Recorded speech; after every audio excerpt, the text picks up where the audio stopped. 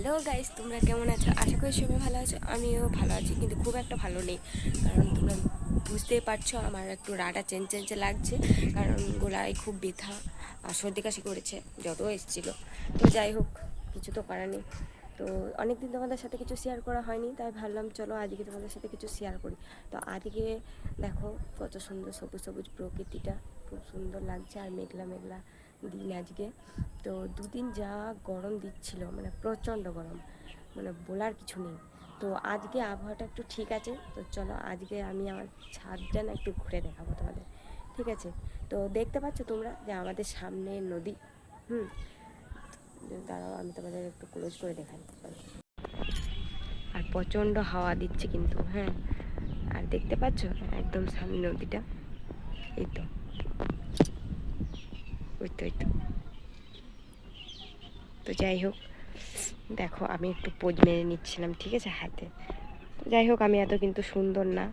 তো চলো এবার আমাদের ছাদটা তোমাদের ঘুরে দেখো।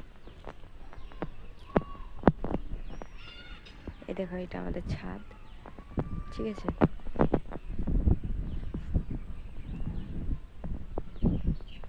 চলো যাওয়া যাক।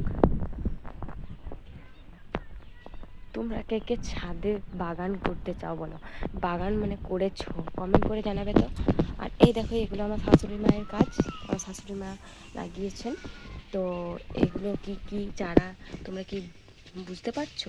যদি জানো যে কী চারা, অবশ্যই কমেন্ট করবে। আমি তো জানি, আমি জানি। তো যাই হোক, এটা সবাই চিনবে। তো না, সবাই না, কিছু কিছু মানুষজন চিনবে, ঠিক আছে। আমাদের বাঙালিদের ঘরে অনেকেই চিনে এই ফুলগুলো। তো যাই হোক, চলো।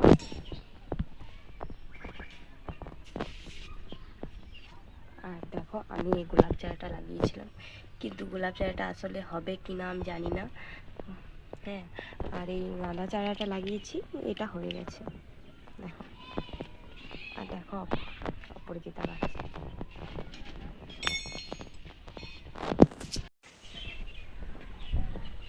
এই দেখো আমাদের ছাদ, আমাদের ছাদের ভিউজটা কিন্তু সেই অসাধারণ অসাধারণ। তো চলো আজ এই পর্যন্ত এই ভিডিওটা। তো প্লিজ, যদি ভালো লাগে লাইক কমেন্ট শেয়ার।